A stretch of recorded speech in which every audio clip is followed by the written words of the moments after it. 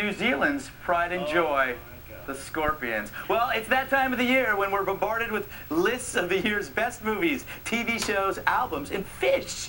And heck, why should Red Eye be any different? Joining us to give his own list of the best albums of the year and to make fun of mine is music journalist extraordinaire Mark Prindle. You can find his reviews at markprindle.com, along with tons of interviews with some of the most interesting people in all of music and dance sometimes. Okay, yes, it's true. Mr. Music Big Shot. We're going to limit it to 5 selections. What's the first on your list? Okay, I just want to start off by saying that I don't mean to sound like a decrepit old bag, but I was really less impressed by new bands this year than comforted by old bands. I mean, a lot of my old favorites like Nick Cave put out a really good album this year, the Melvins, The Fall, Neil Hamburger, of course, the Heroin Sheiks. But when I got down to name my favorite 5, I just said to myself, okay, which 5 made me the happiest, even if they're lousy albums? Which like a comfortable old sweater in today's economy? Yes. Ooh, you know? Yeah, exactly. Okay, so, why buy that new sweater, I'd say? Exactly. I did, though. I got this new sweater. Okay, so number 1 on my list. Yes.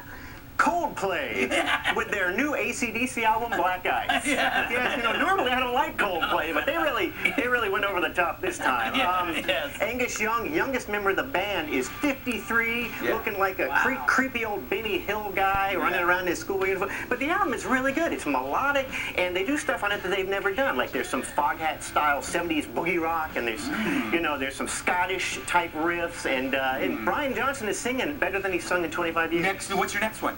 My next one, Metallica, Death Magnetic. A lot of metalheads are complaining about it, but if you're looking for challenging new metal, don't buy a Metallica album.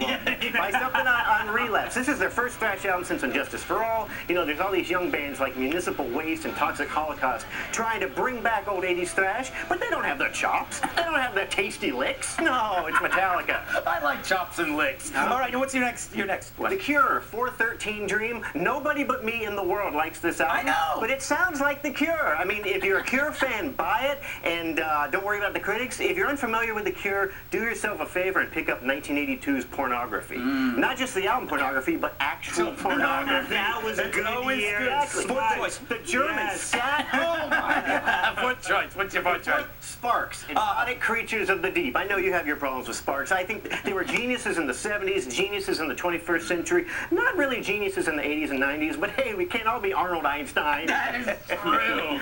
Nail on the head. Your final one? Number 1.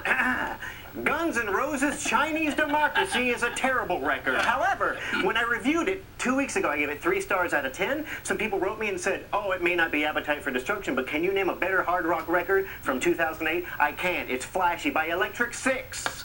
Over to you. You know Electric Six. Yes, exactly. Dick Valentine, lead singer, is going to be here Friday for the whole hour. All right, now I'm going to show you my top 5. We don't have much time. Number 5, Alpinism by the School of Seven Bells, Brooklyn band.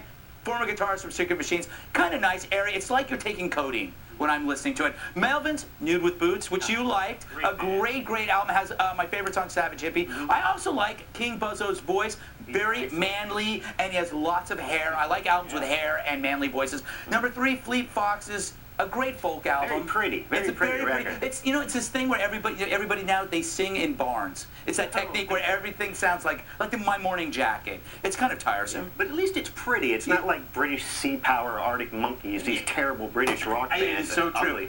Number 2, Carbon Silicon, The Last Post. It features Clash guitarist Mick Jones and Tony James from General. There they are right there. They were actually on Red Eye. That's exciting. Yeah. It was. All right, great in the background there. Yeah, there you go. My favorite is Effed Up, The Chemistry of Modern Life. The lead singer barks like... What? Isn't it Common Life? Common Life. You're right. Okay. God, I'm an idiot. All right. The lead singer barks like a crazed dog. Every song is like Anarchy in the UK. It's a great... I'd never heard of that band, Effed Up, until you told me to listen to them, and they are really good. They are my favorite band right now. Okay, we got to move on. Thank you, Mr. Prindle. Please come back. Love the sweater, by the way. Hey, my wife bought it for me. See, that's what wives are for. All right. She's right here. His website is markprindle.com. How imaginative. All right, we'll close things out with the post-game wrap-up from TV's Andy Levy and give you a preview of tomorrow's show. Get full episodes of Red Eye at